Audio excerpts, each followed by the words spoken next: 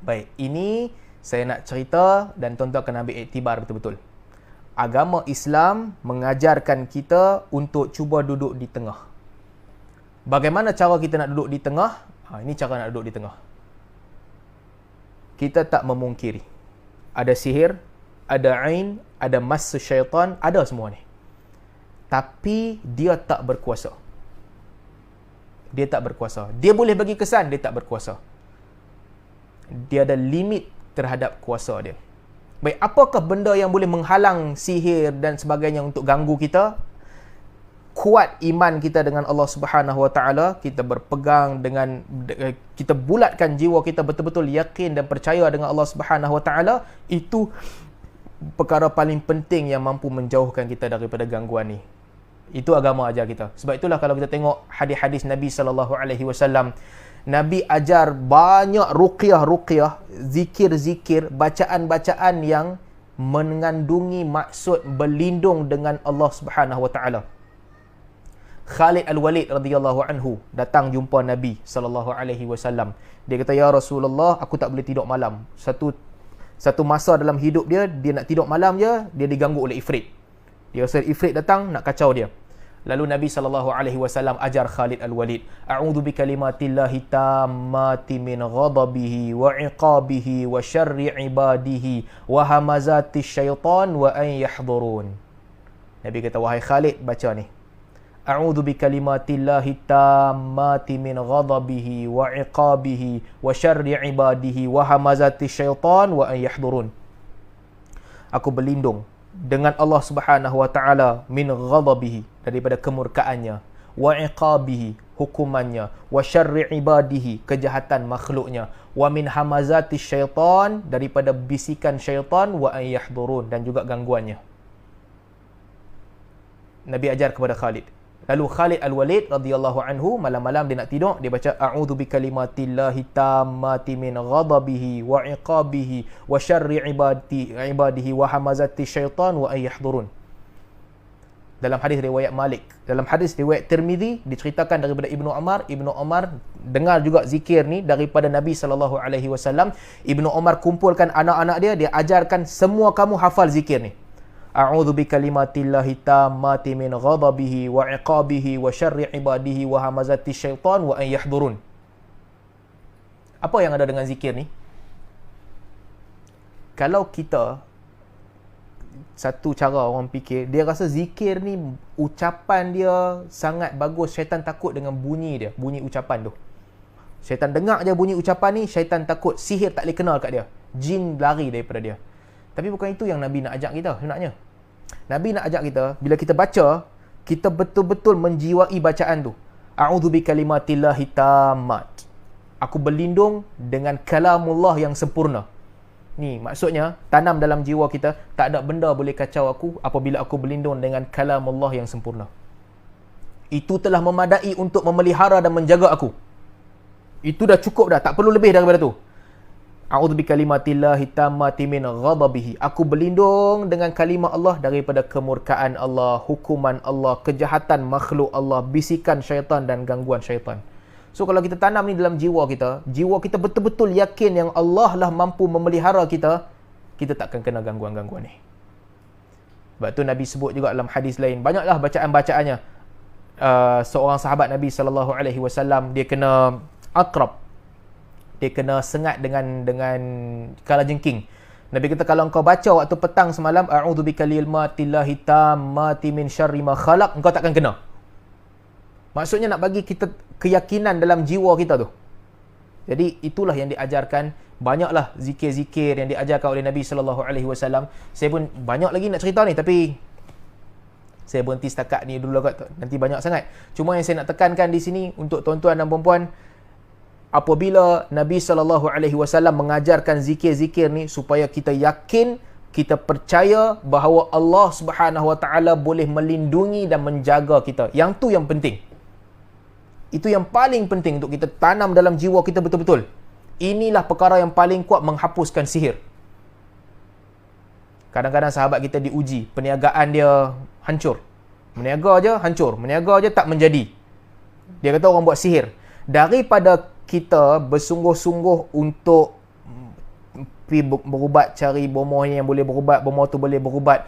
Lebih baik daripada itu adalah tanamkan jiwa kita dengan betul-betul menjiwai zikir-zikir yang diajarkan oleh Nabi SAW. A'udzu bikalimatillahi tammati min syarri ma khalaq. A'udzu bikalimatillahi tammati min ghadabihi wa iqabihi wa syarri ibadihi wa hamazati syaitan wa an yahdurun. Dan doa-doa yang lain, bismillahi tawakkaltu 'ala Allah, bismillahilladzi la yadurru ma'asmihi syai'un fil ardi wala fis sama'. Bacaan-bacaan ni kena jiwai dan tanam dalam jiwa kita dan jalan terus. Kerana akhirnya sihir ni akan hancur. Semakin kuat jiwa kita, dia akan hancur lama kelamaan. Sebab itulah dalam hadis riwayat Al-Bukhari diceritakan, apabila umat Islam sampai ke Madinah, orang Yahudi buat sihir bagi orang Islam tak beranak. Dan beberapa ketika tu awal-awal datang tak ada siapa mengandung. Sekejap, lalu ada orang mula jadi takut. Betul ke kena sihir? Sampailah akhirnya Asma binti Abi Bakar radhiyallahu anha, dia melahirkan anak yang pertama, iaitu Abdullah bin Zubair. Dan bila dia melahirkan anak, orang Islam rasa gembira dan seronok dengan kelahiran tu. Nabi ambil Abdullah bin Zubair, lalu Nabi SAW gigit tamar dan Nabi letak dalam mulut Abdullah bin Zubair. Kata Asma binti Abi Bakar, itulah makanan pertama yang disentuh oleh Abdullah bin Zubair. Dia kena pecahkan dengan keyakinan yang sangat kuat. Dan tuan-tuan kalau masih ingat, saya cerita juga tentang Umar Al-Khattab radhiyallahu anhu. Orang kata dekat dia, ikut kepercayaan orang Mesir, Sungai Nil kalau tak buat upacara memang tak akan mengalir ayak. Berhenti ayak tu. Maka akhirnya Sungai Nil kering betul sebab tak buat kepercayaan. Orang pergi mengadu kepada Umar. Betul macam orang mereka cakap. Umar kata memang tak, ambil surat ni. Umar tulis surat. Wahai Nil, ini adalah surat daripada Amirul Mukminin Umar. Kalau engkau mengalir dengan dengan izin engkau sendiri, berhentilah, aku tak perlu pun engkau. Tapi kalau engkau mengalir dengan izin Allah Subhanahu Wa Taala, aku arahkan engkau untuk mengalir dengan izin Allah Subhanahu Wa Taala. Baling surat ni dalam Nil, Nil mengalir. Jadi kena kuatkan jiwa, bertawakal dan yakin dengan Allah Subhanahu Wa Taala. Allah Subhanahu Wa Taala itulah yang bantuan paling kuat yang boleh kita pegang dalam jiwa kita untuk menghilangkan sihir. Tuan-tuan, sikit ya, last sebelum saya tutup majlis. Sekali-kali jangan masuk dalam alam percaya sihir. Bukan maksudnya jangan masuk dalam alam mempercayai sihir ni sangat berkuasa. Kita percaya sihir wujud, tapi kita pegang pada kuasa Allah Subhanahu Wa Taala. Sebab kalau kita masuk ke dalam kepercayaan sihir ni sangat berkuasa untuk mengaturkan segala-galanya, saya melihat ramai orang yang saya kenal, yang saya tengok di sekeliling, tak ada jalan keluar dah. Sihir ni takhyil. Sihir ni dia merosakkan otak kita. Dia pusing otak kita sampai kita percaya. Sangat susah nak keluar kalau kita start percaya yang dia paling berkuasa. Ramai orang diuji apabila mereka start percaya sihir paling berkuasa, dia cari bomoh ni. Tak berjaya, dia cari bomoh tu. Tak berjaya, dia cari lagi satu bomoh. Dia pergi berubat sini, dia pergi berubat sana. Akhirnya zikir-zikir ni dia tinggal. Jangan mula. Saya minta tolong tuan-tuan, inilah senjata paling kuat. Sentiasa yakin, wama hum bidarina bihi min ahadin illa biiznillah. Mereka tak boleh menimpakan mudarat melainkan dengan izin Allah. Sentiasa tawakal dan berpegang dengan Allah Subhanahu Wa Taala. Seteruk mana pun ujian kita, sentiasa berpegang dan tawakal. Bayangkan Nabi SAW dalam riwayat diceritakan bila Nabi sakit, Jibril datang tau. Jibril turun. Jibril sendiri, bayangkan, mana ada ahli ruqyah lagi bagus daripada Jibril. Jibril standard apa ni? Turun, baca kat Nabi, Bismillahi arqika, min kulli syai'in yu'dhika, min syarri kulli nafsin, au ainin hasidin, Allahu yashfika, Bismillahi arqika. Jibril sendiri datang, turun, doa dekat Nabi, Bismillahi arqika, bila Nabi sakit, dengan nama Allah, aku baca ruqyah kepada engkau. Min kulli syai'in yu'dhika, daripada setiap perkara yang menyakiti engkau. Min syarri kulli nafsin, daripada kejahatan setiap jiwa. Min syarri kulli nafsin au ainin hasidin, daripada setiap pandangan mata yang penuh hasad. Allahu yashfika, Allah yang menyembuhkan engkau. Bismillahi arqika, dengan nama Allah aku baca ruqyah kepada engkau. Nabi baik terus tak? Tak, kadang-kadang Nabi tak baik lama. Jadi ertinya, walaupun Nabi tak baik lama, Nabi diuji dengan sakit sampai Nabi kena sihir tu 6 bulan. 6 bulan lepas tu baru datang pertolongan. Tetapi tidak sekali-kali Nabi SAW percaya bahawa sihir itu berkuasa. Kuasa pada Allah. Jangan putus asa. Kadang-kadang orang kata, teruk sangat ni keadaan. Jangan putus asa. Doa, minta kepada Allah. Doa, jumpa orang soleh berdoa. Orang beriman yang boleh ruqyah, yang boleh baca ruqyah. Suruh mereka ruqyah. Datang, bacalah ruqyah yang diajarkan oleh Jibril ni pun. Bismillahi arqika min kulli syai'in yu'dhika min syarri kulli nafsin aw ainin hasidin. Allahu yashfika. Bismillahi arqika. Tak baik juga, teruskan doa, buat begitulah. The moment kita masuk ke dalam perangkap syaitan, the moment tuan-tuan pergi jumpa orang yang dia pegang teluk, dia pusing-pusing belakang, nah, paku masuk dalam teluk ni. Letak tepi.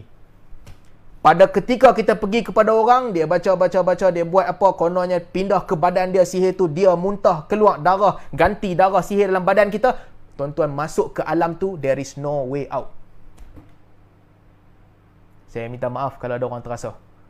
Saya minta maaf kalau saya sebut ni benda yang beberapa orang rasa macam kena ni. Tuan-tuan, saya minta maaf. Lazimilah orang-orang yang bertakwa dan mengamalkan perubatan yang tidak bercampur aduk dengan perkara-perkara yang mencurigakan ni. Dia tumbuk daun bidara bagi kita makan, okey, ubat. Dia tumbuk daun bidara bagi kita makan, ubat. Dia baca doa pada air, dia bagi kita minum air tu, okey, ubat.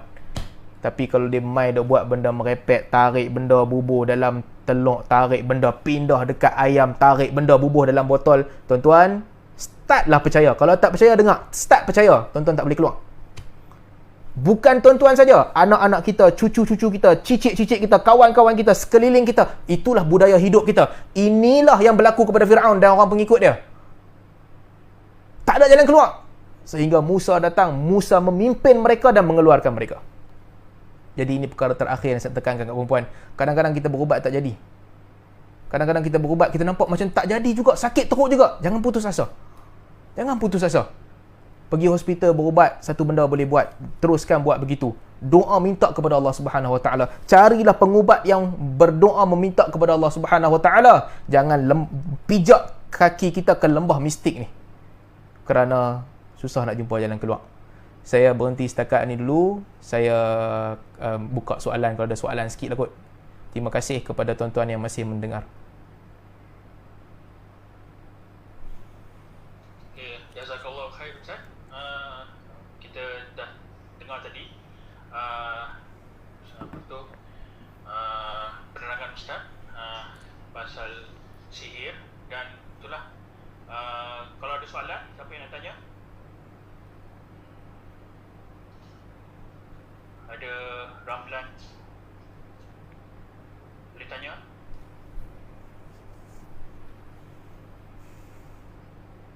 Ramlan Osman, boleh tanya Ramlan?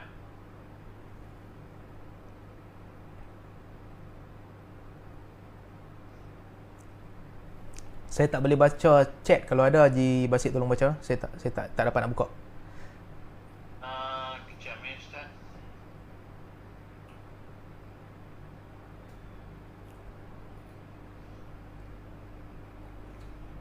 Ada yang tanya pasal apa tu, kalau boleh share zikir dalam chat, tapi ada yang dah tu, tapi yang ni dia share a'udzu bikalimatillah tammati min syarri ma khalaq. Dia ada yang tadi Ustaz yang panjang ni kan, Nanti bacaan-bacaan tu tuan-tuan boleh dengar balik video kot, ataupun kalau ada kawan-kawan kita yang share nanti boleh ambil daripada sahabat-sahabat yang share lah. Senang dapat zikir-zikir ni kan, banyak kita boleh google dan dalam buku-buku buku zikir yang ditulis, boleh dapat lah kemudian. Mungkin akan ada sahabat-sahabat kita yang share lah nanti. Ya, ada soalan ni Ustaz. Ada sahabat yang kerap kata dia nampak benda-benda macam ni lah. Macam mana kita bertahu dia sedang diganggu, bukannya satu kelebihan? Bagi orang yang boleh nampak, okey, Haji Basit, satu soalan cukup lah. Soalan ni pun lama panjang nak jawab ni. Satu juga lah. Baik. Bagi orang yang boleh nampak, ada sebahagian orang dia boleh nampak. Sebenarnya boleh nampak ni, yang dia nampak tu bukanlah sebenarnya jin. Tapi ini bukan saya kata ni. Ini kata Imam Syafi'i rahimahullah. Kata Imam Syafi'i rahimahullah, dulu saya pernah tulis dekat Facebook sekali, diriwayatkan dalam kitab Manaqib Syafi'i. Kata Imam Syafi'i, man za'ama min ahli al-'adalah annahu yaral jin. Sesiapa di kalangan orang yang dipercayai yang mendakwa dia boleh nampak jin, abtalna syahadatah. Kami akan menolak persaksian dia. Kenapa? Imam Syafi'i kata siapa yang orang yang dipercayai dia kata aku boleh nampak jin. Imam Syafi'i kata kalau itu aku akan tolak dia punya kesaksian. Kenapa? Kerana Allah Subhanahu Wa Taala kata innahu yarakum huwa wa qabiluhu min haitsu la tarawnahum. Sesungguhnya jin dan juga anak cucu dia boleh lihat kamu dalam keadaan kamu tak melihat mereka. Dia boleh lihat kamu, kamu tak lihat mereka. Ini kata Imam Syafi'i ni, bukan saya kata. Apa yang berlaku sebenarnya? Yang berlaku adalah kadang-kadang sebahagian orang Allah Subhanahu Wa Taala uji dia, kadang-kadang dia kena sihir dalam keadaan dia nampak. Dia duduk saja dia nampak kelibat lalu.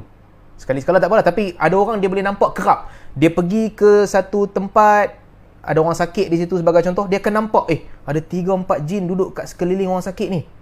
Contoh dia pergi ke satu tempat, dia nampak orang ni ada benda dekat belakang hang ni. Dia boleh nampak macam-macam.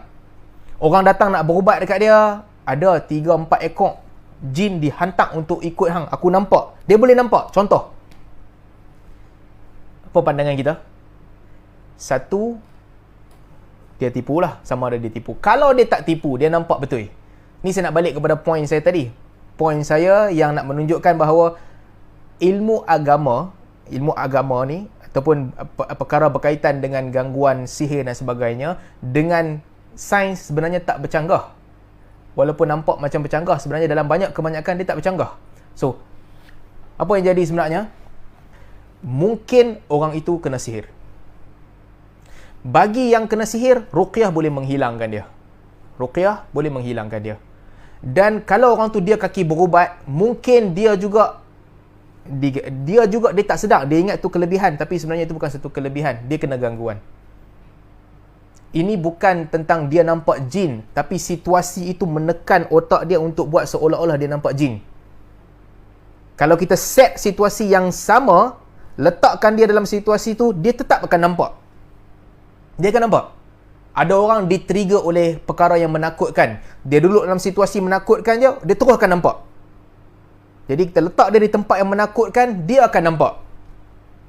Kalau dia tak tahu tempat tu menakutkan, dia tak nampak lah. So, ruqyah boleh menghilangkan dia. Sains moden pula kata, kalau orang tu boleh nampak sesuatu yang sebenarnya tak ada di depan dia, dia boleh halusinasi, dia boleh nampak, kebarangkalian ataupun kemungkinan besar, isunya adalah dia punya neurotransmitter. Dopamin dia tak stabil, serotonin dia tak stabil. Itu kebarangkalian kedua. Jangan nampak dia clash. Sebenarnya dia satu. Ruqyah syar'iyah menguatkan jiwa orang tu sehingga boleh menghilangkan apa yang dia nampak. Pergi buat perubatan moden, stabilkan semula dia punya dopamin, serotonin dalam otak dia, dia boleh hilang semula apa yang gangguan yang datang kepada dia. Jadi sebenarnya kita nampak banyak benda yang clash, walaupun hakikatnya tak banyak benda clash. Perubahan-perubahan yang kita rasa, kebanyakannya perubahan fizikal yang kalau manusia kaji, manusia akan jumpa jawapan dia. Innallaha lam yadha'da'an illa wada'a lahu dawa'. Allah tidak menurunkan penyakit, melainkan Allah turunkan juga ubat kepada penyakit tu. Melainkan Allah turunkan ubat kepada penyakit tu. Ada zaman orang tak jumpa, zaman kemudian orang jumpa. Jadi, untuk yang boleh nampak ni, sebenarnya itu bukan kelebihan. Itu adalah ujian Allah Subhanahu Wa Taala kepada dia. Boleh ubat, ubati. Kalau tak boleh ubat, itu ujian yang Allah bagi kepada dia. Adapun jin yang dia menyamar jadi benda lain, dia jadi anjing hitam ataupun dia jadi perempuan tua dan sebagainya, ini disebutkan dalam hadis. Ini biasa disebutkan dalam hadis. Tapi jin, rupa jin, orang lain semua tak nampak, dia seorang je nampak, ini masalah. Nabi SAW ada ketika Nabi nampak. Nabi jalan dengan Abdullah bin Mas'ud, Nabi nampak, Abdullah bin Mas'ud tak nampak. Itu Nabi. Ada ketika Nabi pun tak nampak. Allah turunkan ayat Al-Quran, Allah cerita kepada Nabi SAW yang nafar minal jin, satu kumpulan jin dengar cakap Nabi SAW. Allah cerita dekat Nabi. Ada ketika Nabi tak nampak pun. Jadi kalau orang yang boleh claim dia nampak jin ni semua, bukan saya kata, kata Al-Imam Syafi'i rahimahullah, kami menolak kesaksian dia. Sebab Allah kata tak boleh nampak, macam mana hang boleh claim hang boleh nampak? Jadi steady je. Tuan-tuan jangan duk minta doa nak kelebihan, nak dibukakan hijab. Duk minta, akhirnya bukan hijab yang dibuka. Akhirnya kita diuji dengan benda yang tak sepatutnya. Itu bukan kelebihan, tak payah minta. Mintalah kepada Allah Subhanahu Wa Taala takwa, mintalah kepada Allah Subhanahu Wa Taala buat pilihan kita sentiasa betul. Mintalah supaya Allah sayang kita, Allah jauhkan kita daripada azab. Itulah doa yang kita kena minta. Jangan duk minta buka hijab. Hang nak tengok apa? Apa yang kita nak tengok? Allah jadikan alam kita telah memadai untuk kita berinteraksi dengan dia.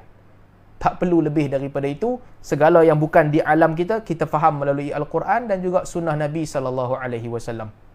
Kita tak perlu dah benda-benda lain. Apa yang Nabi cerita, itu telah memadai. Wallahu a'lam.